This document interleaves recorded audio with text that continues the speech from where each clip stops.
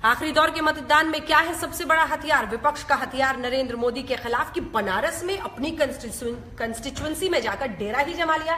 तो संबित पात्रा जी हमारे साथ है। और संबित पात्रा जी, मतलब 3 दिन प्रधानमंत्री बस बनारस बनारस बनारस, यूपी तो विपक्ष कह रहा है कि वो तो डर गए हैं, हार मान ली है। जहां तक देखिए डर का बात है, अलायंस ऑफ नर्वसनेस, ये डर का अलायंस किसका है? समाजवादी पार्टी और कांग्रेस। अगर ये डरते नहीं तो अलायंस करने की आवश्यकता क्यों पड़ती?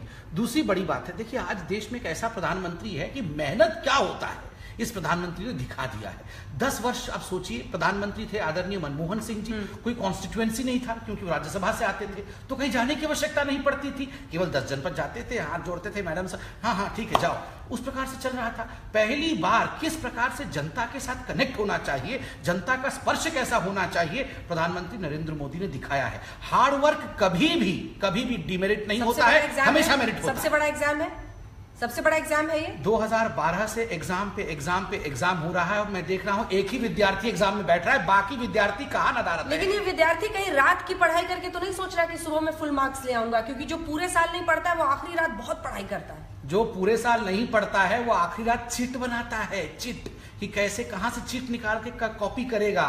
जो पूरे साल पढ़ता है वो आखिरी रात भी मेहनत करता है। मेहनती तो आखिरी समय तक मेहनती होता है और प्रधानमंत्री नरेंद्र मोदी पूरे समय पढ़ने वाले व्यक्ति हैं, पूरे समय मेहनत करने वाले। काशी क्यों तो बन रहा है, बिल्कुल बन रहा है। कैसे? देखिए पहली गलियों का वही हाल है।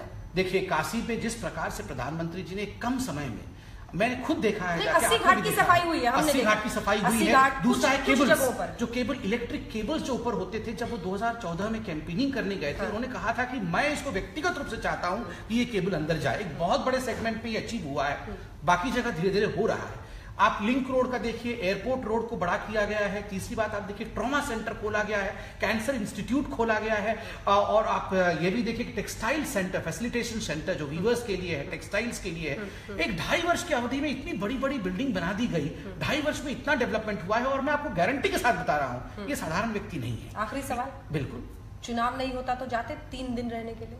चुनाव हो या नहीं हो, ये कभी भी राजनीति के हिसाब से नरेंद्र मोदी जी काम नहीं करते हैं। हमेशा विकास हो, और उत्तर प्रदेश में हमारा आना इसलिए अनिवार्य है क्योंकि उत्तर प्रदेश को भी मध्य प्रदेश और गुजरात की तरजीह पर, उत्तर प्रदेश के लोग सबसे इंटेलिजेंट लोग हैं देश के, उनको क्यों वंचित रखा जाए विकास से, इसीलिए प्रधानमंत्री मेहनत कर। चलिए अब तो 11 करीब है, नतीजे होंगे सामने, देखते रहिए आज तक।